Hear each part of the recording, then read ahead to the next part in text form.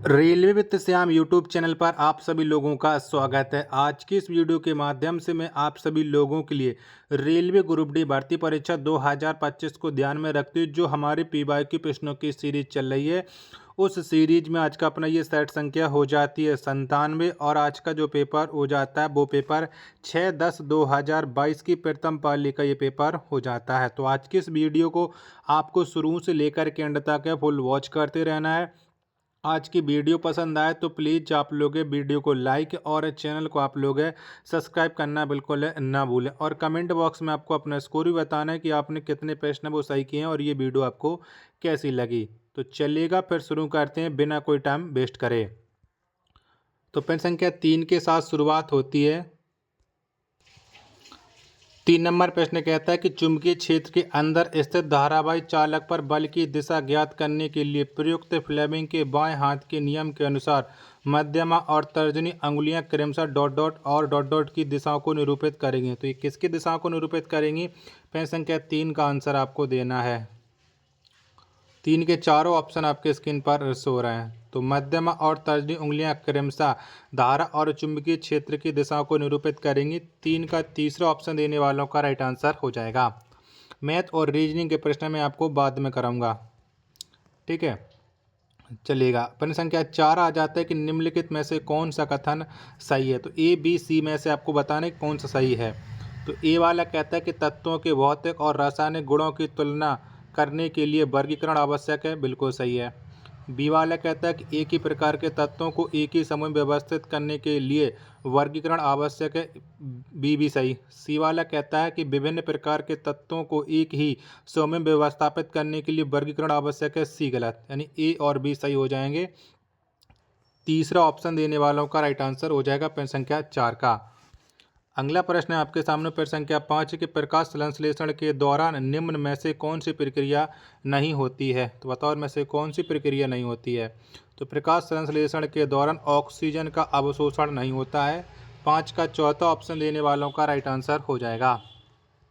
6वें number का प्रश्न है आपके सामने कि एक वयस्क मनुष्य के मुख में केवल डॉट डॉट कृतंक होते हैं। तो बताओ कितने कृतंक दांत होते हैं।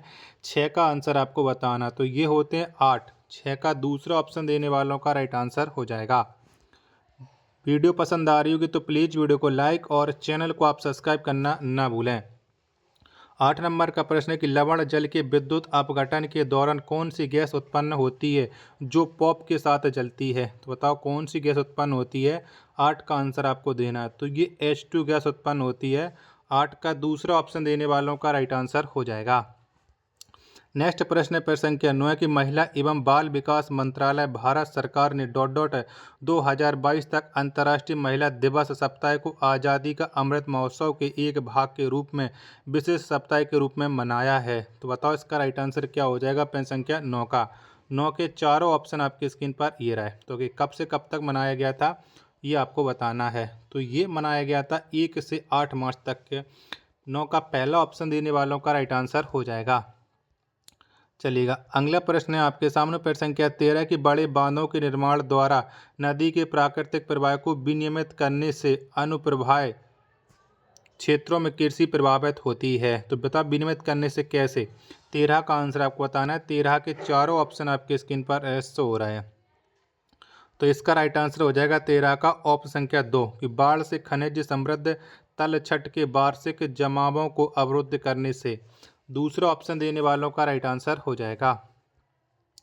चलिएगा, अगला प्रश्न आ जाता है आपके सामने प्रश्न संख्या 15 की निम्न में से कौन सा कथन सत्य नहीं है। तो बताओ में से कौन सा कथन सत्य नहीं है। 15 का आंसर आपको बताना है। 15 के चारों ऑप्शन आपके स्क्रीन पर शो हो रहे हैं।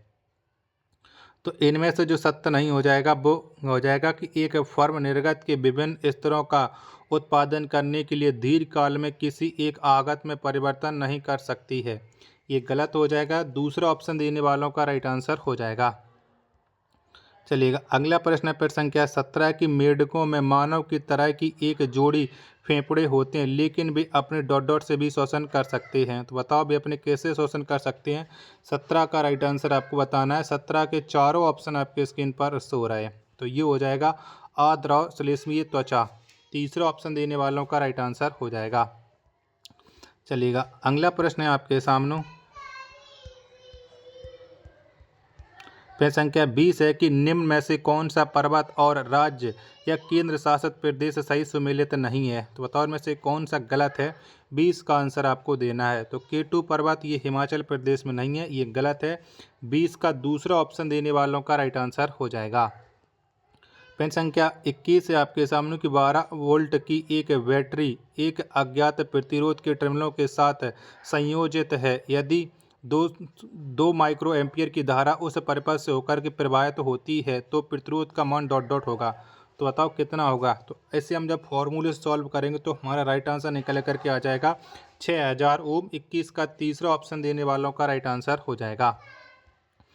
22 नंबर का प्रश्न है आपके सामने, गोलीय दर्पण के वक्ता केंद्र के संबंध में निम्न में से कौन सा कथन सत्य है। तो इनमें सत्य आपको छांटना है। 22 का आंसर आपको बताना है।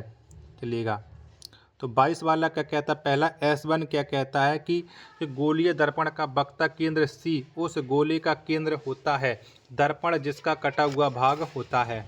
ठीक है। और अगला वाला जो दूसरा वाला क्या कहता है कि गोलीय दर्पण का द्वारक D उस गोले का व्यास होता है, दर्पण जिसका कटा हुआ भाग होता है, दर्पण जिसका कटा हुआ भाग होता है। तो आपको बताना है कि ये आपका हो गया S2। चलिए अब हम देखते हैं, आपका पहला तो जो S1 वाला सही है और S2 वाला भी सही है। ठीक है, अब देखते हैं और तो नहीं है। अब S3 वाला क्या कहता है कि मुख्य फोकस F गोलीय दर्पण के ध्रुव P और वक्ता केंद्र C के बीच का ठीक मध्य बिंदु होता है। ठीक है, तो ये तीसरा भी सही है, यानी पहला और तीसरा सही हो जाएंगे। 22 नंबर प्रश्न का दूसरा ऑप्शन देने वालों का राइट आंसर हो जाएगा। अगला प्रश्न है आपके सामने, प्रश्न संख्या 24 है कि रामनवमी एक हिंदू बसंतोत्सव है जो भगवान राम के जन्म के दिन पर मनाया जाता है और यह सामान्यतः डॉट डॉट के महीने में आता है। तो बताओ ये बसंतोत्सव कब आता है। 24 का आंसर आपको देना है। तो ये अप्रैल में आता है। 24 का तीसरा ऑप्शन देने वालों का राइट आंसर हो जाएगा। चलिएगा, अगला प्रश्न है आपके सामने, प्रश्न संख्या 28 है कि दाएं हाथ की अंगूठे के नियम के अनुसार डॉट डॉट धारा की दिशा को निरूपित करता या करती है। तो बताओ कौन करती है धारा की दिशा। 28 का आंसर आपको देना है। तो ये करती है अंगूठा। 28 का चौथा ऑप्शन देने वालों का राइट आंसर हो जाएगा। वीडियो पसंद आ रही होगी तो प्लीज़ वीडियो को लाइक और चैनल को आप लोग सब्सक्राइब करना बिल्कुल ना भूलें। 31 नंबर का प्रश्न है कि मार्च 2022 में विद्यालयों में हेल्थ क्लिनिक स्थापित करने की परियोजना के तहत छात्रों के शारीरिक और मानसिक स्वास्थ्य को बेहतर बनाने पर ध्यान देने हेतु एक सरकारी विद्यालय में हेल्थ क्लिनिक का उद्घाटन भारत के किस राज्य में किया गया था। तो बताओ कौन से राज्य में ये हेल्थ क्लिनिक का उद्घाटन हुआ था। 31 का आंसर आपको बताना है। तो ये हुआ था दिल्ली में। तीसरा ऑप्शन देने वालों का राइट आंसर हो जाएगा। अगला प्रश्न है आपके सामने, प्रश्न संख्या 34 है कि किस पंचवर्षीय योजना में बुनियादी एवं भारी उद्योगों की स्थापना पर जोर दिया गया ताकि तीव्र औद्योगिकरण, आत्मनिर्भरता और प्रौद्योगिकी विकास के लिए एक ठोस आधार स्थापित किया जा सके। तो ये कौन सी पंचवर्षीय योजना में किया गया था। 34 का आंसर आपको बताना है। 34 के चारों ऑप्शन आपके स्क्रीन पर शो हो रहे हैं। तो ये हो जाएगा दूसरी पंचवर्षीय योजना। 34 का चौथा ऑप्शन देने वालों का राइट आंसर हो जाएगा। 35 नंबर का प्रश्न है कि धातुओं के मामले में आदर्श अपशिष्ट निपटान विधि कौन सी है। तो बताओ में से कौन सी हो जाएगी। तो धातुओं के मामले में आदर्श अपशिष्ट निपटान जो विधि हो जाती है वो हो जाती है पुनः चक्रण। 35 का दूसरा ऑप्शन देने वालों का राइट आंसर हो जाएगा। चलिएगा, अगला प्रश्न आ जाता है आपके सामने, प्रश्न संख्या 39 कि प्रतिरोध आर को किस प्रतीक द्वारा निरूपित किया गया है। तो बताओ किसके द्वारा प्रतिरोध आर को निरूपित किया जाता है। 39 का आंसर आपको देना है। तो ये किया जाता है तीसरा वाला ऑप्शन के अकॉर्डिंग। 39 का तीसरा ऑप्शन देने वालों का राइट आंसर हो जाएगा। चलिएगा, अगला प्रश्न है आपके सामने, प्रश्न संख्या 43 है कि निम्नलिखित में से किसे मेजर ध्यानचंद खेल रत्न पुरस्कार 2021 से सम्मानित किया गया है। तो बताओ किसे मिला है मेजर ध्यानचंद खेल रत्न पुरस्कार 2021। 43 का आंसर आपको देना है। तो ये मिला है नीरज चोपड़ा को। 43 का पहला ऑप्शन देने वालों का राइट आंसर हो जाएगा। प्रश्न संख्या 44 है आपके सामने कि अवक्षेपण अभिक्रियाएं एक विशिष्ट श्रेणी की हैं डॉट डॉट। तो बताइए कौन श्रेणी की हैं अवक्षेपण अभिक्रियाएं। 44 का आंसर आपको देना है। तो ये हो जाएगी द्विविस्थापन अभिक्रियाएं। 44 का दूसरा ऑप्शन देने वालों का राइट आंसर हो जाएगा। चलिएगा, अगला प्रश्न है आपके सामने, प्रश्न संख्या 47 से कस्तूरी मृग का प्राकृतिक निवास स्थल कहाँ है? तो बताओ कहाँ पर है। 47 का राइट आंसर क्या हो जाएगा? 47 के चारों ऑप्शन आपके स्क्रीन पर शो रहे हैं। तो कस्तूरी मृग का जो प्राकृतिक निवास स्थल हो जाएगा 2500 मीटर से अधिक ऊंचाई वाले उच्च अल्पाइन प्रदेश, पहला ऑप्शन देने वालों का राइट आंसर हो जाएगा। प्रश्न संख्या तो रीजनिंग का प्रश्न था 51 नंबर का प्रश्न कि जैन धर्म में तीर्थंकर किसे कहते हैं? तो बताओ किसे कहते हैं जैन धर्म में तीर्थंकर। 51 का आंसर आपको देना है। तो धर्म का रक्षक एवं आध्यात्मिक शिक्षक जो मोक्ष या मुक्ति का मार्ग बताता है उसे हम जैन तीर्थंकर कहते हैं। 51 का पहला ऑप्शन देने वालों का राइट आंसर हो जाएगा। वीडियो पसंद आ रही होगी तो प्लीज़ वीडियो को लाइक और चैनल को आप लोग सब्सक्राइब करना ना भूलें। चलिएगा, अगला प्रश्न है प्रश्न संख्या 54 कि एक प्रकाश किरण पुंज एक अवतल लेंस से गुजरने के बाद लेंस के पीछे 25 सेंटीमीटर की दूरी पर स्थित एक बिंदु से अपसारित होता प्रतीत होता है। लेंस की क्षमता कितनी है? तो बताओ लेंस की क्षमता कितनी है। 54 का राइट आंसर आपको बताना है। तो लेंस की क्षमता हो जाएगी -4 डायोप्टर। 54 का चौथा ऑप्शन देने वालों का राइट आंसर हो जाएगा। चलिएगा, अगला प्रश्न आ जाता है आपके सामने, प्रश्न संख्या 58 कि न्यूलैंड के अष्टक सिद्धांत के अनुसार प्रत्येक डॉट डॉट तत्व के गुणधर्म पहले तत्व के गुणधर्मों के समान होते हैं। तो बताओ कौन से तत्व के गुणधर्म। 58 का आंसर आपको देना है। तो ये प्रत्येक 8वें तत्व के गुणधर्म पहले तत्व के गुणधर्म के समान होते हैं। 58 का दूसरा ऑप्शन देने वालों का राइट आंसर हो जाएगा। 59 नंबर का प्रश्न है आपके सामने, किस घटना ने भारत के विदेशी व्यापार पर ब्रिटिश नियंत्रण को और अधिक मजबूत कर दिया था? तो ये कौन सी घटना ने किया था? 59 का आंसर आपको बताना है। 59 के चारों ऑप्शन आपके स्क्रीन पर शो रहा है। तो ये किया था सुएज नहर को खोल दिया जाना। चौथा ऑप्शन देने वालों का राइट आंसर हो जाएगा। प्रश्न संख्या 60 है आपके सामने कि भारत की कोविड-19 की विषय विशेषज्ञ समिति ने मई 2021 में 2 से 18 वर्ष की आयु वर्ग में चरण 2 या 3 नैदानिक परीक्षण के लिए इनमें से किस टीके की सिफारिश की है? तो बताओ कौन से टीके की सिफारिश की है। 60 का आंसर आपको बताना है। 60 के चारों ऑप्शन आपके स्क्रीन पर शो रहे हैं। तो इसके लिए की है कोवैक्सीन। दूसरा ऑप्शन देने वालों का राइट आंसर हो जाएगा। चलिएगा, अगला प्रश्न है आपके सामने,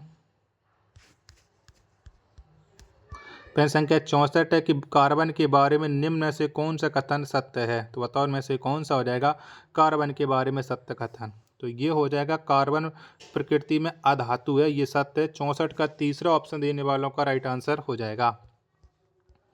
चलिएगा, अगला प्रश्न आ जाता है प्रश्न संख्या 65 है कि निम्नांकित आकृति मानव हृदय को दर्शाती है। LA बायां आलिंद, LB बायां निलय, RA दायां आलिंद, RB दायां निलय। कपाट कहाँ स्थित है? तो बताओ इसमें चित्र के अनुसार कपाट कहाँ पर स्थित है, ये आपको बताना है। पहले 65 नंबर प्रश्न के चारों ऑप्शन आपके स्क्रीन पर ये रहे। तो कपाट है ये जो स्थित हो जाएगा वो हो जाएगा 2, 3, 4 और 5 क्रमांक स्थानों पर। तीसरा ऑप्शन देने वालों का राइट आंसर हो जाएगा। नेक्स्ट प्रश्न है प्रश्न संख्या 67 है कि डॉट डॉट में भारत सरकार द्वारा कुछ निश्चित आवश्यकताओं की पूर्ति करने वाली भारतीय भाषा को शास्त्रीय भाषा घोषित करने का निर्णय लिया गया था। तो बताओ ये किसमें। 67 का आंसर आपको बताना है। 67 के चारों ऑप्शन आपके स्क्रीन पर शो हो रहे हैं। तो ये निर्णय लिया गया था 2004 में। 67 का तीसरा ऑप्शन देने वालों का राइट आंसर हो जाएगा। वीडियो पसंद आ रही होगी तो प्लीज़ वीडियो को लाइक और चैनल को सब्सक्राइब करना ना भूलें। 70 नंबर का प्रश्न कि निम्न में से किस घटना को कलकत्ता हत्याकांड के रूप में जाना जाता है? तो बताओ कौन सी घटना को जाना जाता है। तो सीधी कार्रवाई दिवस को कलकत्ता हत्याकांड के रूप में जाना जाता है। 70 का दूसरा ऑप्शन देने वालों का राइट आंसर हो जाएगा। 71 नंबर का प्रश्न कि निम्न में से कौन सा एक मांग निर्धारक नहीं है? तो बताओ कौन नहीं है। 71 का आंसर आपको देना है। तो जो मांग निर्धारक नहीं है वो विक्रेता की रुचि और पसंद नहीं है। 71 का चौथा ऑप्शन देने वालों का राइट आंसर हो जाएगा। चलिएगा, अगला प्रश्न है आपके सामने, प्रश्न संख्या 74 का कि निम्नांकित में से कौन सी आकृति मानव शरीर में यकृत के सही स्थान को दर्शाती है। तो बताओ कौन सी आकृति दर्शाती यकृत के सही स्थान को। 74 का राइट आंसर क्या हो जाएगा। 74 के चारों ऑप्शन आपके स्क्रीन पर शो रहा है। तो ये आकृति 3 है वो सही दर्शाती है। चौथा ऑप्शन देने वालों का राइट आंसर हो जाएगा ये आकृति बिल्कुल सही दर्शा रही है। चलिएगा अगला प्रश्न आ जाता है आपके सामने। पेन संख्या 77 कार्बन की संयोजकता डॉट डॉट होती है। तो बताओ कितनी होती है। तो कार्बन की जो संयोजकता होती है वो 4 होती है। 77 का पहला ऑप्शन देने वालों का राइट आंसर हो जाएगा। 79 नंबर का प्रश्न है आपके सामने कि एक उत्तल दर्पण द्वारा निर्मित प्रतिबिंब से संबंधित आंकड़े नीचे दिए गए। वस्तु की दूरी 23 सेंटीमीटर, वस्तु का आकार 10 सेंटीमीटर, प्रतिबिंब का आकार 2.5 सेंटीमीटर, इस दर्पण की फोकस दूरी डॉट डॉट होगी। तो बताओ कितनी होगी। 79 का राइट आंसर आपको बताना है। 79 के चारों ऑप्शन आपके स्क्रीन पर शो रहा है। तो ये हो जाएगा 10 सेंटीमीटर। चौथा ऑप्शन देने वालों का राइट आंसर हो जाएगा। अगला प्रश्न है प्रश्न संख्या 80 आ जाता है कि भारतीय संविधान में दिए गए मौलिक कर्तव्यों के बारे में निम्न में से कौन सा कथन सत्य है। तो बताओ इनमें से कौन सा सत्य है। 80 का राइट आंसर क्या हो जाएगा। 80 के चारों ऑप्शन आपकी स्क्रीन पर शो हो रहा है। तो इनमें से जो सत्य हो जाएगा वो हो जाएगा 6 से 14 वर्ष के बच्चों को अनिवार्य शिक्षा प्रदान करना हमारा मौलिक कर्तव्य है। दूसरा ऑप्शन देने वालों का राइट आंसर हो जाएगा। प्रश्न संख्या 81 कि संविधान के अनुच्छेद डॉट डॉट जो राज्य के नीति निर्देशक तत्व में से एक है को प्रतिष्ठापित करता है में यह निर्दिष्ट किया गया है कि राज्य ग्राम पंचायतों का संगठन करने के लिए कदम उठाएगा और उन्हें ऐसी शक्ति और प्राधिकार प्रदान करेगा जो उन्हें स्वायत्त शासन की इकाइयों के रूप में कार्य करने योग्य बनाने के लिए आवश्यक है। तो बताइए कौन से अनुच्छेद में। 81 का आंसर आपको बताना है। 81 के चारों ऑप्शन आपके स्क्रीन पर शो हो रहे हैं। तो ये हो जाएगा अनुच्छेद 40 है। दूसरा ऑप्शन देने वालों का राइट आंसर हो जाएगा। वीडियो पसंद आ रही होगी तो प्लीज़ वीडियो को लाइक और चैनल को सब्सक्राइब करना ना भूलें। 82 नंबर का प्रश्न कि डॉट डॉट में लिंग गुणसूत्रों का एक पूर्ण युग्म में मौजूद होता है। तो बताओ किस में होता है। 82 का राइट आंसर। तो ये मानव मादाओं में होता है। 82 का पहला ऑप्शन देने वालों का राइट आंसर हो जाएगा। चलिएगा अगला प्रश्न आ जाता है आपके सामने। प्रश्न संख्या 86 की लोक पावनी और भवानी डॉट डॉट नदी की सहायक नदियां हैं। तो बताओ ये किसकी सहायक नदियां हैं। तो ये हो जाती हैं कावेरी की। 86 का पहला ऑप्शन देने वालों का राइट आंसर हो जाएगा।